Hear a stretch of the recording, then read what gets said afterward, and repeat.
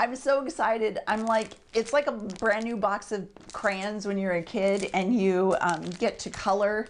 Well, getting brand new art supplies can be like that too.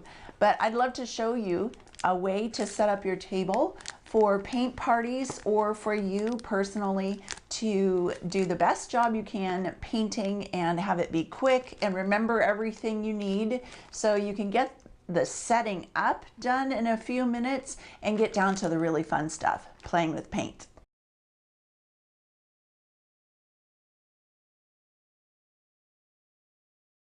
Hey, I just wanted to share with you how to set up a table. This is, I've got my beginning paints out. I have a plate here.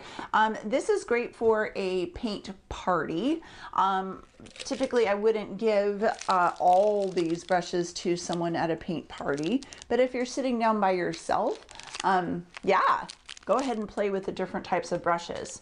But part of taking care of your brushes is that I set up a jar with a little bit of pink soap, and so I will squeeze, I'll fill this jar about halfway, and I squeeze about half a teaspoon of just a little of pink soap in there, and then I keep reusing the same cup over and over again. So both these you can tell are nice and dirty, and the reason for that is that I'm not tempted to drink out of them that way. So I keep reusing these old cups as much as I can. Again, I only fill it about 2/3, halfway to 2/3 full of water. And then, so this is for washing colors out of your brush. This is for rinsing, or for sometimes when you have a brand new brush. I'll open this up. If I see, I think I'm gonna need scissors. Scissors need to be part of this setup. Nope. All right, brand new brushes usually come a little bit stiff so that they don't get ruined in packing in travel. And so they come with a little bit of a brush preservative on them.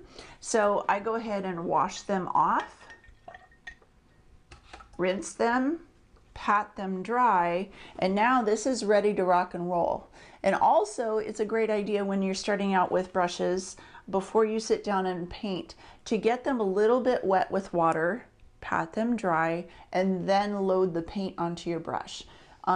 You'll get better results that way, and it's also better for your brush. So a jar that holds your brushes upside down is helpful. Not necessary, but helpful. The paints, I like to have the paints that I am going to use for sure, and ones that I might think about using while I'm in the moment, so I don't have to get up and get them. I want them nice and within reach. A spritzer bottle of some sort. This is an old body spray bottle, but as you're painting, you'll have your paint on your palette, and you'll need to spritz it once in a while with water, and that keeps your paints from capping over.